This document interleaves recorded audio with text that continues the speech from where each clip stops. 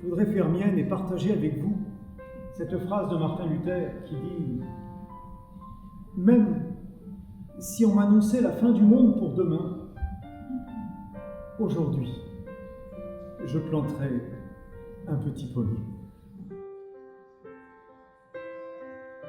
Even if I knew that tomorrow the world would go to pieces, I would still plant an apple tree today.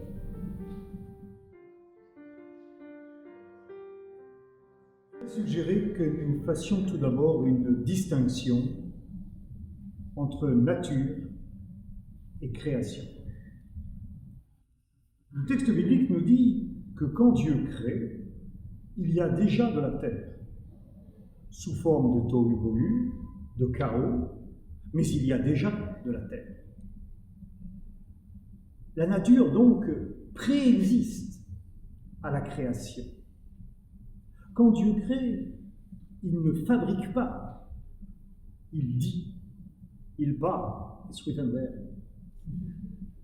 il dit, et la création est un acte de parole. Alors, je comprends que tout a été créé en Christ, signifie que la parole qui crée est une parole de grâce. Le Christ incarne cet amour sans condition qu'on appelle la grâce. Dieu crée par amour gracieux. Au fond, la création, c'est l'introduction de la grâce dans la nature. Et ainsi, cette distinction entre nature et création permet de comprendre pourquoi la loi de la nature, c'est la loi du plus fort, alors que la loi de la grâce, elle, fait place au plus faible. Wow. This is the first time that I hear such a clear distinction between the concept of nature and the concept of creation. Yes, nature on its own is dominated by force, the survival of the fittest. While creation, you say, is a product of God's loving and grace-filled word that makes room for the weak. And so you understand created in Christ as saying that creation is relational from the beginning. And the quality of that relationship is Christ-like. But saying that Christ is present from the beginning and calling him the firstborn, as our text does, seems like an anachronism. With Jesus appearing so much later in world history, why would early Christians think of him as the firstborn being present at the time of creation? Ouais. C'est, je crois, une question de logique et aussi une question spirituelle. Question de logique parce que la grammaire de l'hébreu n'est pas une pensée linéaire. Quand nous comprenons ces récits de création, la plupart du temps, nous les voyons avec une histoire linéaire, un début, un passé, un présent, un futur, mais tout se passe comme si c'était sur une seule ligne. Mais la grammaire de l'hébreu, je le disais, c'est-à-dire la pensée hébraïque, ne reflète pas tant une chronologie qu'une structure, qu'une architecture. Et si la première lettre de la Bible est un beth, qui en hébreu veut dire la maison, on parle là, ici, des fondations, de ce qui tient la maison ensemble, de l'esprit de la maison. Et ainsi, les récits de création nous parlent du principe, comment nous sommes, comment nous habitons ce monde. So, if I understand you correctly, the creation texts are not really meant to be a linear, chronological description of events, but as the architecture of this world, as the foundations of the household, In that sense, Christ, as the principle of grace, is present from the beginning. But if we look at our current state of the ecological crisis, where do we find Christ, the principle of grace? What does this principle tell us in the midst of fear and threats? Je crois que la création, c'est la nature pour quelqu'un, et non pas la nature livrée à elle-même. C'est la nature pour que puisse y vivre l'être humain, d'autres espèces, mais la finalité, c'est le Christ. C'est-à-dire, pour le dire simplement, un monde d'amour. C'est pour cela que notre texte nous dit « Tout a été créé par lui et pour lui ». L'être humain n'est pas le but exclusif de la création. La création, ça ne sert pas seulement à la consommation. Elle sert d'abord à permettre des relations, à développer des relations à l'image des relations que le Christ cultive.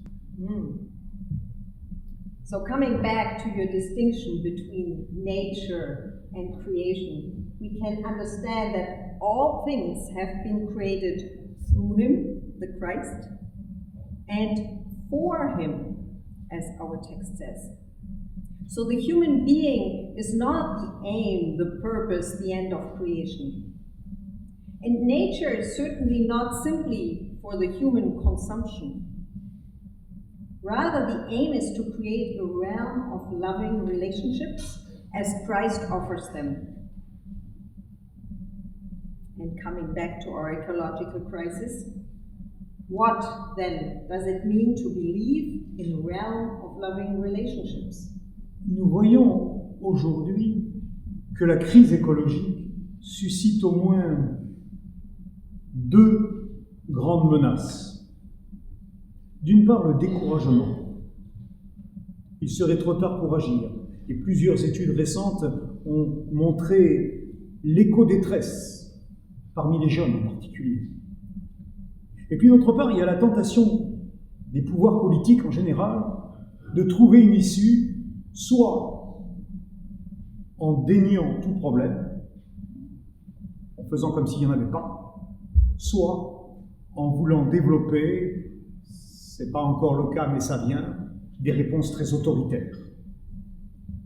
Évidemment que tous les citoyens, chrétiens ou non, ont la responsabilité d'adopter des comportements respectueux de l'environnement, de la nature, de la biodiversité. Je dirais que c'est une question de santé publique. Mais en revanche, je crois que les chrétiens ont quelque chose de particulier à apporter, une certaine espérance. You see Christians especially living out of hope. And because of that hope, we then would be able to stay committed to the environmental cause without giving into the two threats that you are describing. Either despair and eco-anxiety, of which we have heard quite a bit in the recent few weeks. Or, what we also know from our political landscape, denial that there is a problem. And what you foresee might come as political response, an authoritarian takeover.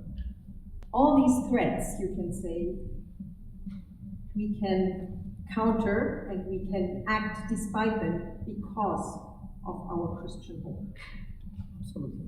Parce que notre espérance, ce n'est pas n'importe quelle espérance.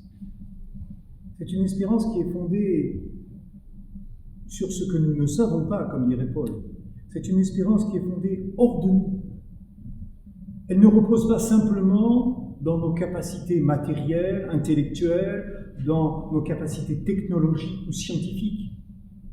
Elle repose sur l'assurance que ce qui a broyé le Christ, cette espèce d'engrenage de la mort, n'a pas eu le dernier mot sur sa vie. Son règne, en d'autres termes, déborde la loi naturelle. Le plus faible, même celui qui a été mis à mort, même celui-là est le vivant par excellence. La solidarité qui s'exprime là, entre Dieu et l'humain, telle qu'elle est scellée dans le Christ, cette solidarité nous dit que Dieu sera celui qui toujours pourra venir nous chercher, nous trouver, même là où nous croyons que tout était perdu. What I think you're saying is that our Christian hope helps us not to take all the weight on our own shoulders about the future. Thinking that our material, intellectual, scientific capacities are the only means to save the world. Our hope is in the assurance that even the worst cycle of hatred, which crushed Jesus, did not have the last word. His reign extends beyond the law of nature. In him it is the weak who is alive. And so we can know that even when everything seems to be lost to us, God is still at work. And what does that mean for us concretely then? What is our role? Are we just waiting for the reign of Christ? Je le relis avec les versets de Marc que nous avons entendus. Le Fils de l'homme est venu non pas pour être servi, mais pour servir. De même que le Fils de l'homme est venu pour servir, le chrétien n'a pas à déserter sa place de citoyen, bien au contraire, en nous assurant que quoi qu'il arrive, nous sommes accueillis, nous sommes aimés sans condition de la part de Dieu.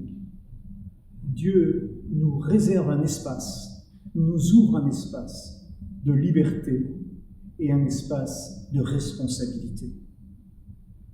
Le règne du Christ ne signifie pas que le Christ entend diriger le monde à la manière d'un souverain ou d'un monarque, que nous serions dans une théocratie. Le règne du Christ nous appelle à vivre comme serviteurs pour promouvoir l'amour ici et maintenant, dans l'espace commun. I agree. It is in Mark 10. For the Son of Man came not to be served, but to serve. That is the key to understanding the reign of Christ. And the reign of Christ has nothing to do with ruling over or a kind of theocracy in which we would live. On the contrary, it creates that space of freedom and responsibility where we are called to serve the common good and help create loving relationships. On pourrait dire les choses d'une façon, avec d'autres mots. Nous ne sommes pas, et nous n'avons pas à être, les sauveurs du monde. Mais nous sommes témoins de ce que nous sommes sauvés, de ce que Dieu aime suffisamment le monde pour le sauver. Nous sommes témoins que Christ a vaincu la mort, que son règne vise une nouvelle création, et que, en ce sens, la création est toujours à venir. Elle est à venir à la mesure où lui-même vient. Et que par conséquent, notre attitude, c'est de nous tourner vers l'avenir et de cesser d'être englués, paralysés par le poids du passé, du pillage éhonté, qui certes a eu lieu. Mais on ne peut pas rester toujours prisonnier de ce passé. Il vient. Le Christ sera toujours celui qui vient. De sorte que je voudrais faire mienne et partager avec vous cette phrase de Martin Luther qui dit « Même si on m'annonçait la fin du monde pour demain, aujourd'hui, je planterai un petit pommier. » I love the clear message that you give, that we are not the saviors of the world, and that we don't have to be, but that we can continue to be engaged and to do our best, to give our best, because we know that we are already saved. God continues to be at work. Christ is alive. Creation is not past, but creation is also in the future. Creation is coming. And yes, I know that famous phrase by Martin Luther, which you are quoting for us. You probably know it too. Even if I knew that tomorrow the world would go to pieces, I would still plant an apple tree today. Amen. Thank you, Didier, for having shared your great theological insights with us today. Thank you very much. It's a